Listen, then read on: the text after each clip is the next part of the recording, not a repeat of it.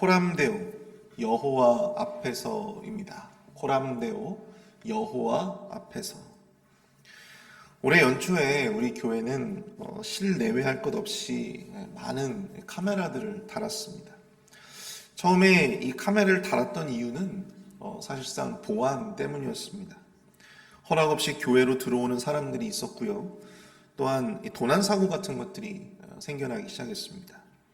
그래서 성도들의 안전을 위해서 저희가 카메라를 교회 곳곳에 설치를 하게 된 것입니다.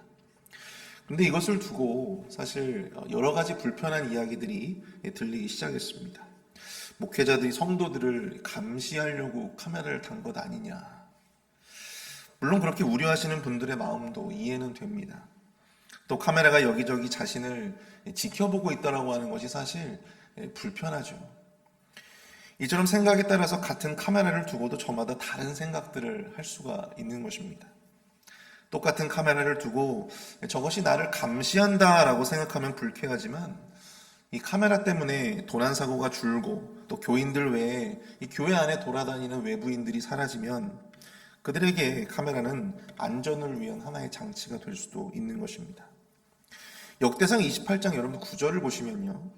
내 아들 솔로몬아 너는 내 아버지 하나님을 알고 온전한 마음과 기쁜 뜻으로 섬길지어다. 여호와께서는 모든 마음을 감찰하사 모든 의도를 아시나니 이렇게 말씀하고 있어요. 성경은 하나님이 우리의 마음의 의도까지도 감찰하신다. 그렇게 말씀을 하십니다. 사실 이 진리의 말씀이 어떤 사람들에게는 불쾌하게 들리기도 하고 또한 불편하게 들리기도 합니다. 그리고 또 어떤 사람들에게는요, 이 말씀이 더할 나위 없는 평안을 주기도 하는 것이죠. 과연 이 똑같은 말씀인데 이것이 누군가에게는 불편하고 또 누군가에게는 이토록 평안한 마음을 주는 그 상반된 반응을 보이는 기준이 과연 무엇이냐라고 하는 것입니다. 그것이 바로 코람데오라고 하는 말이 무엇입니까? 바로 여호와 앞에서라고 하는 의미예요. 하나님 앞에서.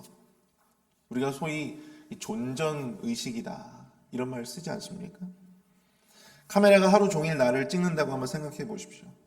누가 나를 계속해서 지켜보는 것은 아니지만 이 카메라 하나가 나를 찍고 있다는 것만으로도 여러분들 우리 스스로의 행동을 어떻게 합니까?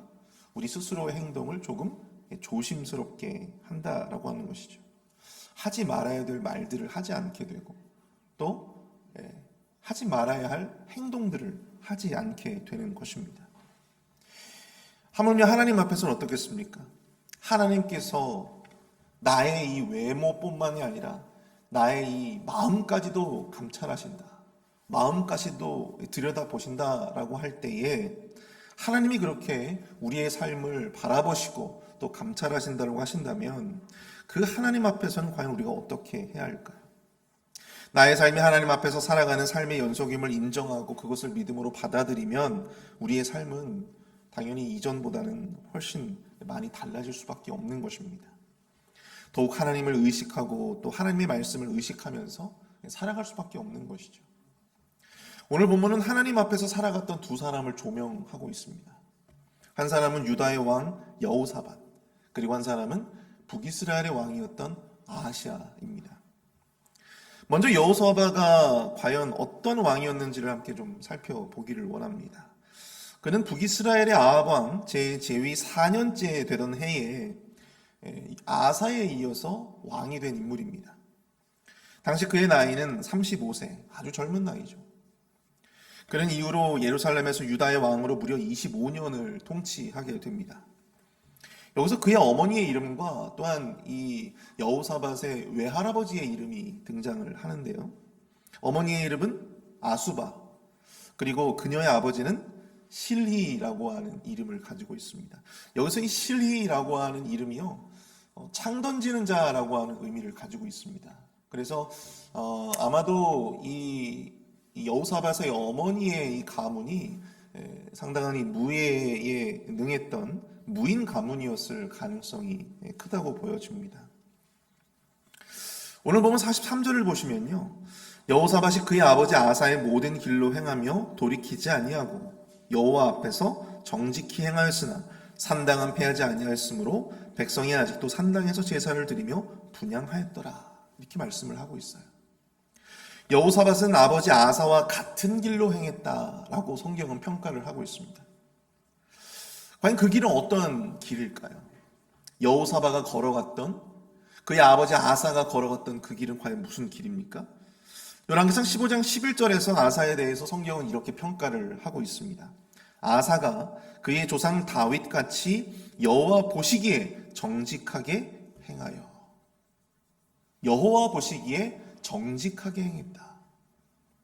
아사의 길은 곧 다윗이 걸어갔던 길이었고, 그 다윗의 길은 여호와 하나님 앞에서 순전한 모습으로 정직하게 행했던 바로 그러한 삶을 의미한다라고 하는 것입니다.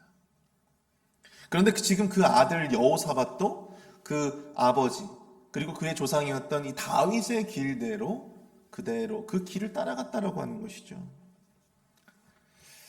사랑하는 성도 여러분, 하나님 앞에서 여러분들의 자녀들이, 여러분들의 후손들이 여러분들이 걷는 그 길과 동일한 길을 걷게 되시기를 축복합니다.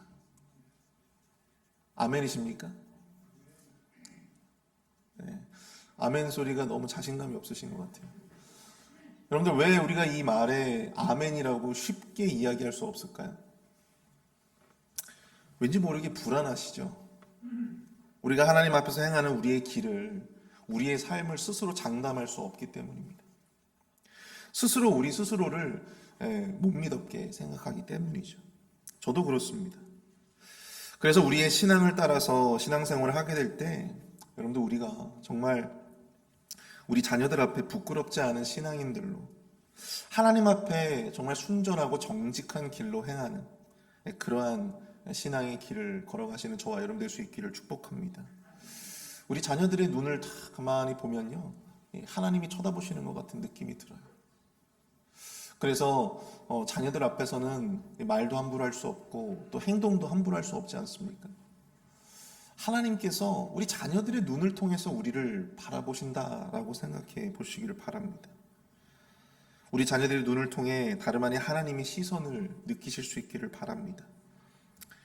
자녀들 앞에 부끄럽지 않은 신앙, 자녀들 앞에 온전히 우리의 길을 자연스럽게 자신 있게 전해줄 수 있는 그 신앙의 길을 온전히 걸어가시는 저와 여러분 될 수 있기를 축복합니다. 근데 여러분, 여호사밧에게는 아무런 문제가 없었을까요? 물론 여호사밧에게도 문제가 있었어요. 그게 무엇이었습니까?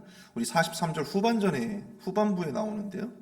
여호와 앞에서 정직히 행하였으나 산당은 패하지 아니하였으므로 백성이 아직도 산당에서 제사를 드리며 분향하였더라. 자, 완벽해 보이는 이 여호사밧에게도 분명 흠이 있었습니다. 바로 이 산당을 없애지 못한 것인데요. 자, 여러분, 산당이 무엇입니까? 산당. 우리가 성경을 보면 산당이라고 하는 표현이 굉장히 많이 등장하는데요. 산당이 과연 무엇입니까? 자, 산당은 이 히브리어로 바모스 하이플레이스, 영어로 하면 하이플레이스라고 하는 거예요. 높은 곳에 마련되어진 제단을 의미합니다. 성경에 보시게 되면 성전이 만들어지기 이전에 이스라엘 사람들은 당시 이교의 영향으로 높은 곳에다가 제단을 쌓고 그렇게 제사를 드리는 그런 문화가 있었습니다. 이 솔로몬이 자기 아내들을 위해서 산당을 만들고 또 그곳에서 나름의 또 제사를 함께 드리곤 했었는데요. 훗날 이 산당이라고 하는 것이 전국 각 지역에 산당이 세워지게 되고 또 심지어는 각 가정들마다도 이 산당이 만들어지기도 했다는 것이죠. 하지만 하나님께서는 유일한 산당을 세우시고 그곳에서만 제사를 드리라고 말씀하셨어요. 어디십니까? 어디죠? 바로 예루살렘 성전이라고 하는 산당입니다. 하나님께서 인정하신 곳은 예루살렘 성전이에요. 이스라엘 백성들이 하나님 앞에 제사를 드리도록 하나님께서 허락하신 유일한 어디입니까? 예루살렘 성전이에요. 하지만 여러 곳에서 그 산당이 퍼지게 되었고 그곳에서 하나님을 위한 제사가 드려졌던 것이 아니라 이교를 위한, 이방신들을 위한 제사들이 드려지기 시작했다는 것이죠. 악한 유물이었습니다. 악한 과거의 유물이었어요. 사실 여호사밧의 아버지 아사 때에도 이 산당을 완벽하게 없애지를 못했습니다. 그리고 여호사밧도 산당을 없애지 못했습니다. 이미 산당 제사는 당시 유다 사람들에게는 너무나도 익숙한, 너무나도 이 유스트한 그러한 어떤 신앙의 문화였기 때문에 그것을 없앤다라고 하는 것이 자칫 나라가 분열되고 또 민심이 동요될 수 있는 그런 상황으로 이어질 수 있었다라고 하는 것입니다. 그러나 그럼에도 불구하고 여호사밧은 그런 것들을 두려워하지 말고 산당을 없애야만 했다라고 하는 것이죠. 하지만 그러지 못했습니다.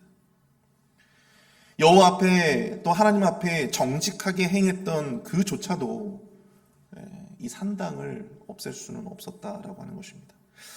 이를 통해서 우리는 또 다른 영적인 교훈을 한 가지 더 발견할 수 있게 되는데요.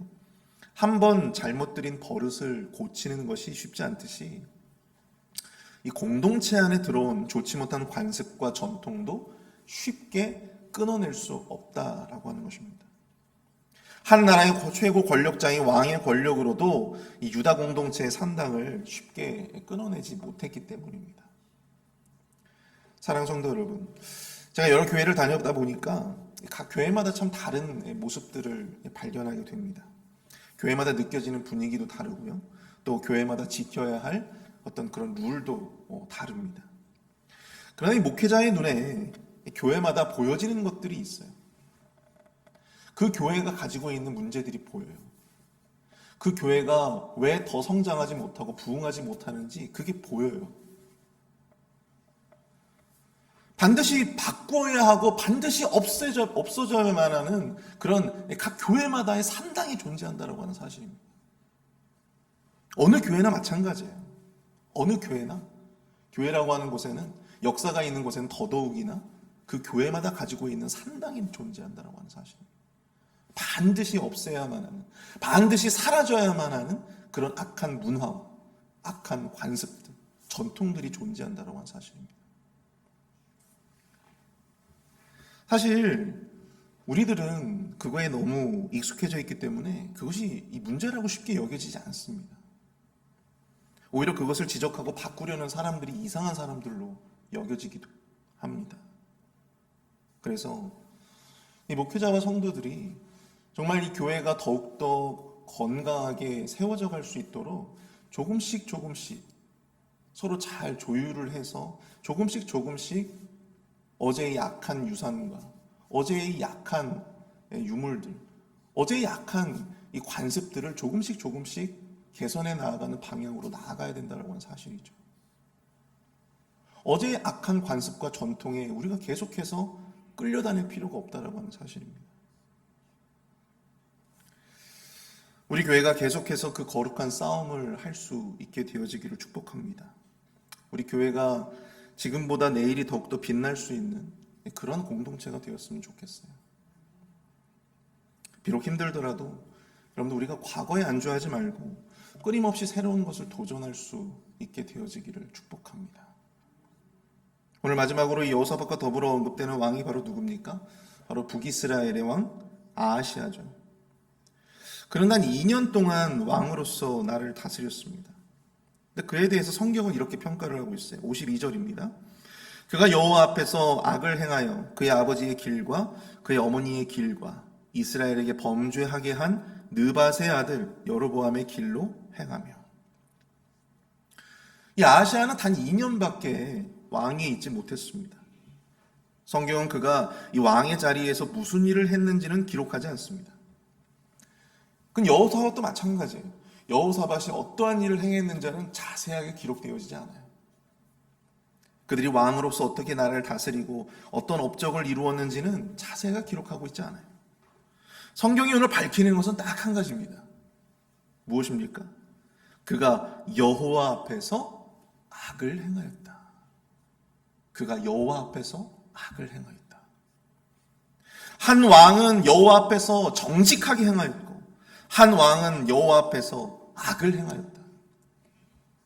그리고 그렇게 성경은 그들의 상반된 인생을 평가하고 있다고 하는 사실입니다.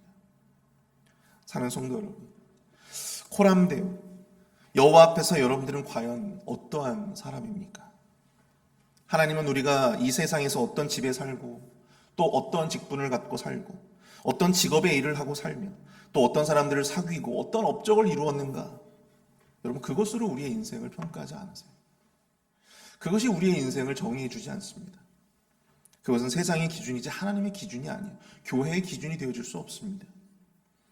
하나님의 기준으로 우리가 여호와 하나님 앞에서 우리가 어떤 신앙의 중심을 가지고 살아가느냐, 어떤 신앙의 중심을 가지고 우리가 예배를 드리고 교회 봉사를 하고, 또 어떤 신앙의 중심을 가지고 우리가 하나님 앞에 헌신하느냐.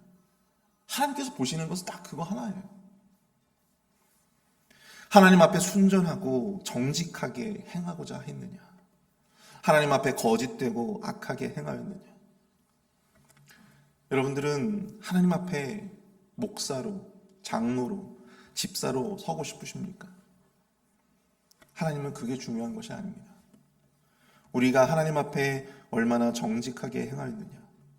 우리 모두가 하나님 앞에 정직하게 행하여 하나님의 신실한 백성으로 인정받는 그러한 은혜가 우리 안에 충만하게 있게 되어지기를 축복합니다. 우리 시간 함께 말씀을 생각하면서 함께 기도하기를 원합니다.